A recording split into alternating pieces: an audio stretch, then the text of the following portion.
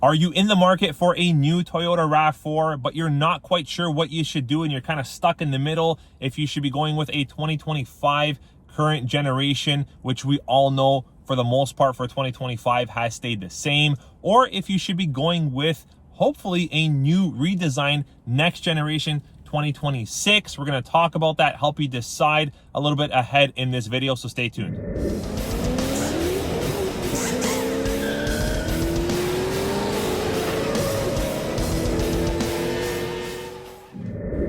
All right, so the current generation Toyota RAV4 has been out for some time. Exactly, it came out in around 2019 as the 2019 model, and it's pretty much stayed the same since then for the most part. We have had some upgrades, some improvements, some changes, some minor refreshes in around 2022 with regards to some trims on the exterior, the interior, multimedias have changed. We now have the later and latest multimedia, which is wireless Apple CarPlay, Android Auto, cloud-based navigation, and more. We got some high beam, low beam, front headlamp changes as well in 2022 for us here in Canada. When you go with the XLE model and up, you get those newer style headlamps. We've had some content changes with regards to USB equipment on the interior around 2021 or 2022. We've also had some color changes when it comes to exterior and interior. For 2025 model, we did get a name change for the RAV4 Prime, now the RAV4 plug-in hybrid. We saw some models get dropped. The TRD model got dropped for us here in Canada about a year or two ago. It just got dropped in the US for 2025. Also, your adventure model in the United States is no longer, which for us here in Canada is called the Trail model, which looks like it's still coming to us for 2025.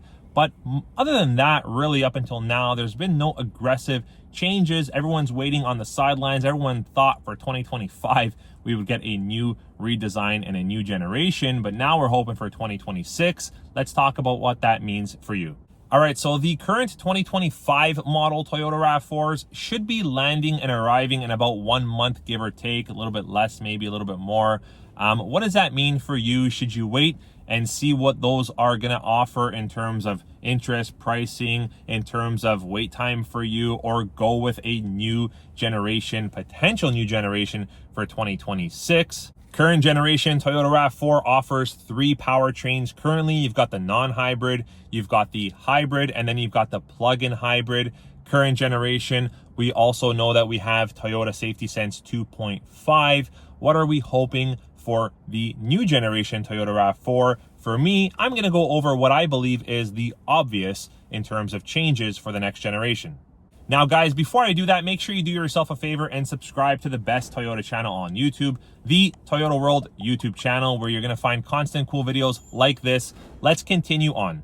Now, if you're wondering if you're getting a 25 or a 26 and which one's better for you and your family, the question is very specific, and it all depends on the specific buyer and your specific intent for that vehicle. Now, a lot of consumers and viewers will say never get the first generation of anything.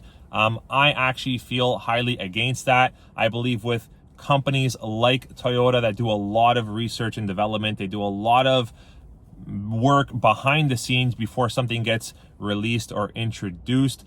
With something like a RAV4, which it's Toyota's bread and butter, I believe strongly that Toyota is going to have a lot of confidence, and there's going to be a lot of proof to the confidence when a new generation Toyota RAV4 comes out. I'm going to go on a little bit deeper into what I believe you should do for a 25 versus a 26 Toyota RAV4 ahead in this video. But currently, we strongly believe, or I strongly believe, that the new generation Toyota RAV4 will probably come out sometime in and around the spring, summer is when we might start to see a couple of sneak peeks, maybe some soft releasing in that spring, summer of 2025 for 2026 for the new generation Toyota RAV4. So if you're on the fence, but you don't quite need a vehicle just yet, maybe you can sit back if it permits your situation or your situation permits you to do that,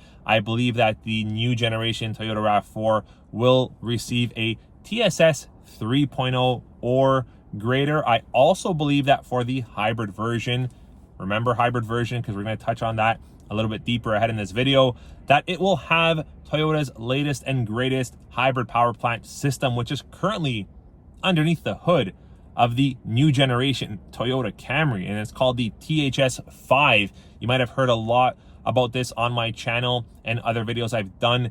It is definitely the best hybrid technology that the company has currently. THS5 is made with much smaller, lighter, and more compact parts, leaving for a very smooth drive and a very smooth transition from non-hybrid to hybrid, with an amazing responsiveness and acceleration and still fantastic fuel economy. If this power plant goes underneath the hood of the new generation RAV4, everyone's going to want one. An important factor to keep in mind when deciding if 25 RAV4 is right for you or 26 RAV4 is right for you, ask yourself if you want or need a hybrid vehicle, because sources are saying, many articles, reviewers are saying that the new generation RAV4, whenever it comes out, will be a hybrid only power plant system, leaving no more 4-cylinder non-hybrid option. So that would leave us with a hybrid RAV4, a plug-in hybrid RAV4, which was the RAV4 Prime. And sources are also saying that Toyota will finally offer a full electric model for the Toyota RAV4, which I know will do very well and be very cool. If you've already made up your mind that you want the new generation or next generation RAV4, let me know in the comments below. Are you leaning towards the hybrid, the plug-in hybrid, or are you hoping for a full electric Toyota RAV4? Let me know in the comments below. Information like this, to be honest, really isn't shocking, because currently Toyota is kind of drifting away from the non-hybrid technology, going to the hybrid only for a lot of its models and a lot of its lineups, like the Toyota Crown Signia, Toyota Crown Sedan, Toyota Venza when it got reintroduced was hybrid only. The Toyota Camry for 2025 is hybrid only. The Toyota Sienna is hybrid only. So seeing that this is a possibility for the new generation Toyota RAV4 just seems very likely. Touching on that redesigned Toyota Camry one more time for 2025, sources and executives from Toyota are saying that they plan for the new generation Toyota RAV4 to go similar in terms of how it went for the Toyota Camry transition from 24 to 25. Yes, changes were made mainly underneath the hood and on the interior, in my opinion. But as for the exterior, it was subtle changes, not anything overly aggressive. Why? Because the previous generation Toyota Camry already did very well and it worked. So Toyota didn't want to mess with success, which is what they've said they don't want to do for the new generation Toyota RAV4. They don't want to mess with success. So guys, I've said it before on many videos, don't expect for a completely different looking vehicle, something that you can't recognize, something that you don't see. Is that a RAV? Is it something else? Is it even a Toyota? No, I think the new generation RAV4 is going to have a lot of similar characteristics to the current generation RAV4 with some subtle changes. Don't expect anything aggressive like what, for example, Hyundai did with their Santa Fe. The new generation Hyundai Santa Fe looks nothing like the previous generation Hyundai Santa Fe. In fact, it doesn't even look like a Hyundai. I don't think Toyota is going to go this route when it comes with RAV4 redesign changes. If pricing is going to help you to decide, yes, I do think there's going to be a price increase regardless of what happens for 2025 for the new generation RAV4. If it comes for 2026, I think there's going to be a price increase, probably around 3%, maybe 4% is what the market and other articles and reviewers are suggesting. Just because if we're getting this new generation, you got to remember there's going to be an increase in cost to make this new generation, because there's going to be a lot of increased content and increased design and elements that are going to factor into the price of this new generation RAV4. Multimedias, screen sizes, technology, Toyota safety sense, potential power plants underneath the hood. Everything's going to be new and updated. So do expect some type of increase on pricing from the 24 and 25 models, if that helps you to make any decision. If you're looking for more models on the Prime or plug-in hybrid Toyota RAV4, then I believe the 2026 model should offer that. With the name change from Prime to plug-in hybrid, I think Toyota did that because they're going to start to expand that lineup, and they want the technology and the power plant to be a little bit more recognizable. Prime is very specific to Toyota. You have to kind of know Toyota and know the brand to know what Prime means. However, plug-in hybrid is very self-explanatory. So if you're looking for that technology for the new generation RAV4, I think there will be more models to choose from, perhaps an LE grade, perhaps an XLE grade, and more. Also, with regards to power plant, if Toyota does decide to do away with the non-hybrid option, I believe there will be some reintroduction of front-wheel drive Toyota RAV4s. That's right, we could potentially see a front-wheel drive Toyota RAV4 hybrid for 2026 or the new generation.